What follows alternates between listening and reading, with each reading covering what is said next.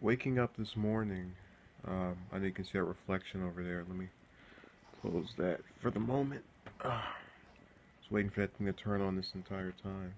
So I came to a conclusion, and that is that there is a double standard when it comes to men exercising their right to, or males exercising their right to, reject a woman or not be with a woman than there are for women. I feel women basically can do whatever they want as far as relationships go with no type of question about it.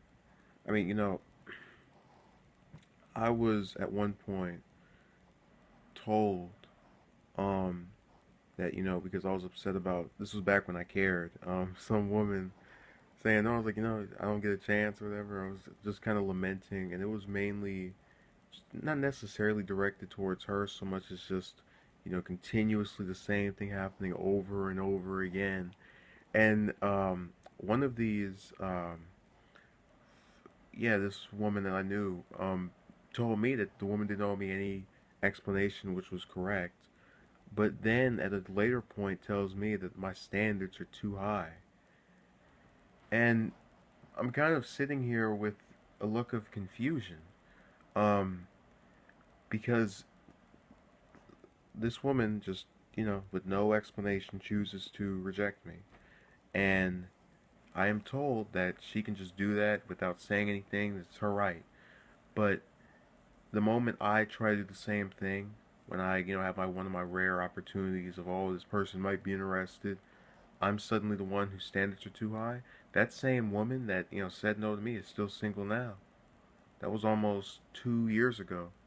And, that's not to say that there is necessarily um, a pick me or pick nothing type attitude, but I really believe that um, my standards, I just didn't understand that because I walked into one of my classrooms the other day, and there are about a good 7 females in there, and I would date and or I guess be romantically involved with if I had the choice 4 of them. So that's the majority of, that's basically me saying the majority of women in that particular class I find attractive. I mean, just with any class I have, there are multiple women that I find physically appealing, but will not make any direct, I guess, step to or just approach because I instantly get into the attitude of I already know this is gonna go. It's gonna be the same thing as always. It's so hard, and what gets on my nerves is it's irritating when it comes to finding um, a say female or member of the opposite sex that you are attracted to both physically and mentally. I mean, I go back and I look at some of the I guess women in my past that said no, and a lot of them, not gonna lie, was mainly, some of them had personalities that I always tried to convince myself at that time. Oh, if I just get past that, if I just ignore this one trait, oh, it's manageable. I can change it, But when I just sat down and thought about it, and kind of, some of them like to post online as well, or see what they're doing, check on their because one of them blew up on social media apparently, but I think she has 900 or 800 followers. Thinks she's just Superman. Uh, they act the same way years later, and they've been with some guy for that prolonged amount of time, and it really makes me think that I don't want to say I'm blessed for being rejected, but I'm glad I didn't get involved with that at this point. Um, it's so funny how something so valuable at one point can just be reduced to nothing at a later date once you just change your feelings or attitude towards it. It's crazy. Um, but going into the whole mindset of just wanting, I guess, a relationship. And the whole double standard thing, I really, because I know different women that have rejected, women typically get approached more. Different guys that were skinny, were overweight, were black, were white, were Hispanic. And there's never really, they always have the same thing where it's just, I don't want you, I don't want you, I don't want you, I don't want you. And they make it to where really the only guys that get with them are ones that they approach most of the time. I mean, I've had um female acquaintances who I've seen call up males and they put them on speaker and they sound so annoyed. Hello? Yeah. Okay. All right. No. Why are you calling me? It's very amusing, but it goes back to the whole point of their selectiveness is I don't want to say their downfall, but it makes sense to an extent because I mean, with most of the women that I've approached in my past, I know if I got accepted or if I got, uh, picked, I'd call them every day. And they probably know that there are a lot of other males that would call them every day. So I guess the whole one that gives you the chase is most appealing, um, if that makes sense, to where, you have to go and you have to basically reverse roles with the male where you're the one reaching out and all that.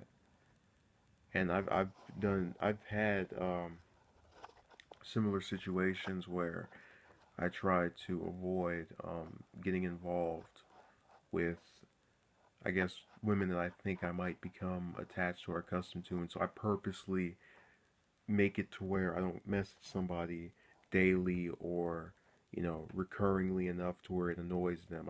I do that on purpose now as a, I guess, way of improving from my past.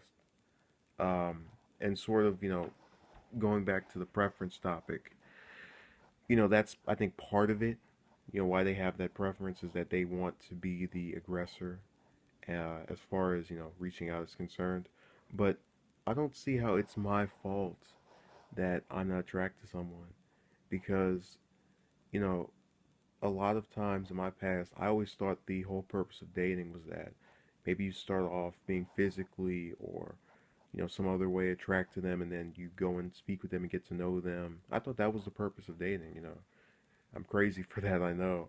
But apparently, no, it's just a looks type thing. And, I don't do much approaching anymore because I know that if I do that and, get rejected again, it just irritates me or annoys me.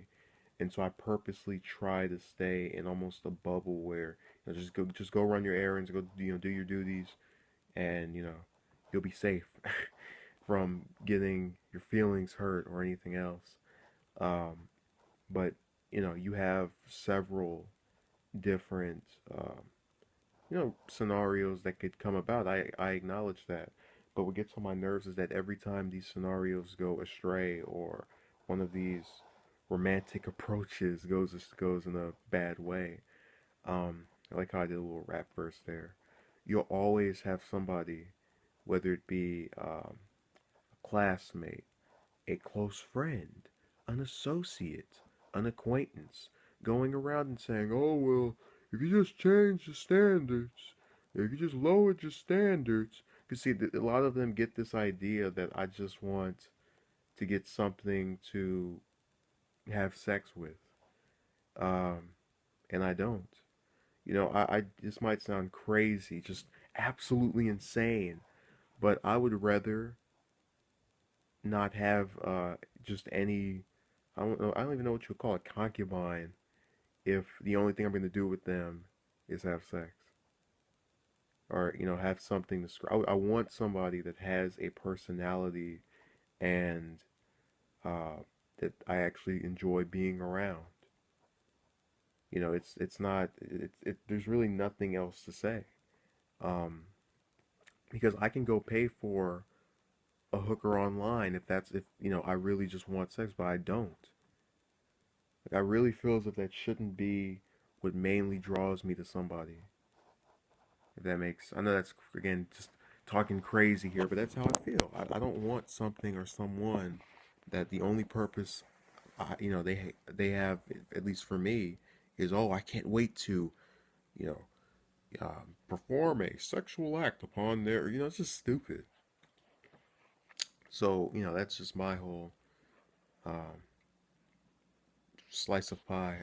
I really would rather things stay the way they are. If that person that, I'm attracted to in every possible way, physically and mentally, it's not like 1,000 ways, just those two.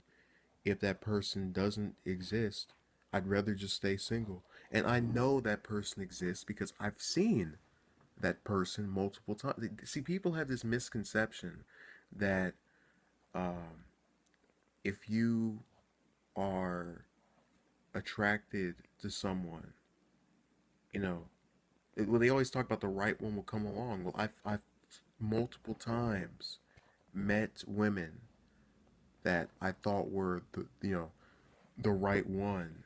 Are those even the finger? Yeah. And you always think, oh, this is the person, this is who you've been waiting for, and then you go and get your surprise that they say they don't want you.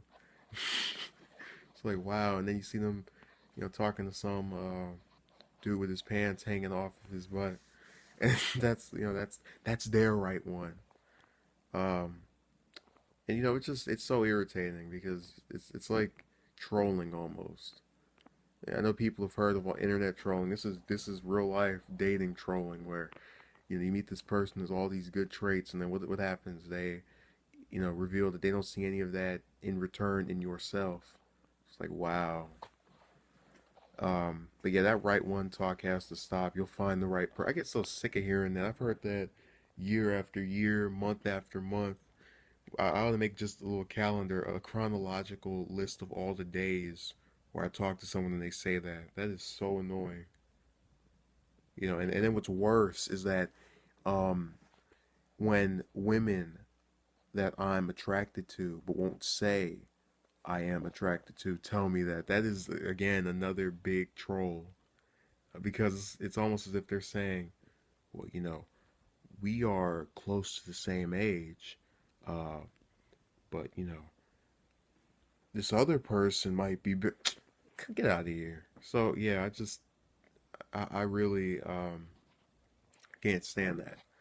And every time I hear it, I just sit here and go, why would you tell me this? Because it's supposed to give you hope, but it doesn't.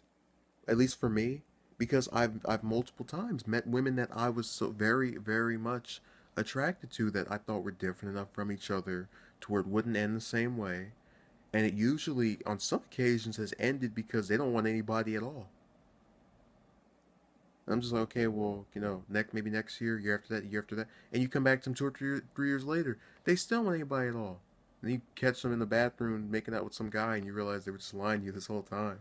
That last part isn't true, but it's people. It goes back to what I was saying about they think they have all the time in the world. I don't feel as if I have all the time in the world. I feel as if life has passed me by every day. I try to make the most out of what time I have, and it's just for what? Like, you get rejected by these chicks.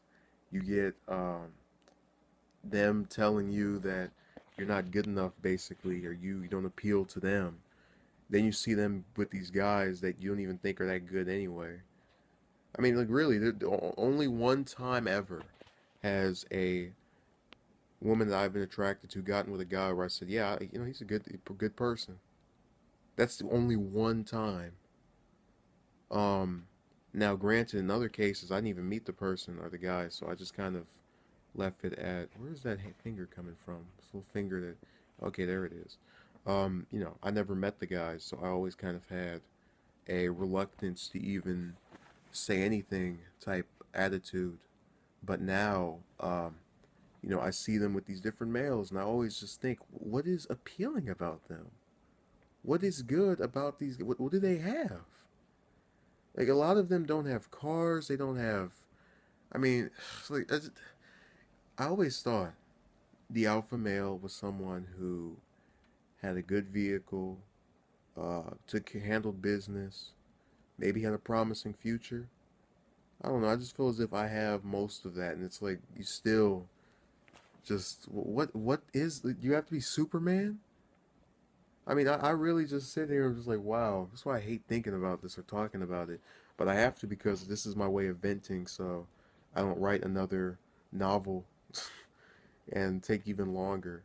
And it's supposed to be constructive because I'm genuinely trying to figure out what is so appealing about other males that, I might not have or that others have. I just don't get it. And I have people commenting on some of my stuff talking about, well, you have to change your ways to get with the modern female, and you have to act like a, confident guy. And I already talked about the veneer of it. Anytime you fake confidence, they can tell it is not true. And people can see through the glasses, as a certain presidential candidate said last year. Um, but another presidential candidate, it's not. I don't believe that. It doesn't feel grounded in realism. Um, but it just is so irritating to month after month after. I mean, I can just predict by this is November 1st, 2016. I can predict by this time next year, I'll be in the exact same situation. And it's sad. The only thing I can say with confidence about me and relationships is that it will stay exactly the same as it was last year. I don't approach half the time because I know I'll get rejected most of the time. And I know when that happens, um, you know, it's so annoying, and it's just it's so just irritating to feel as if every other part of your life has the chance to progress except for this. I have women in some of my classes that are I don't want to say baby mamas. They're mothers of illegitimate children. Oh my God, they're mothers of children to men that they dated during high school, or I mean, they look as if they're my age, during their early adulthood. And all I can think to myself every time I see them is, what was so appealing about this guy? He left you with a kid.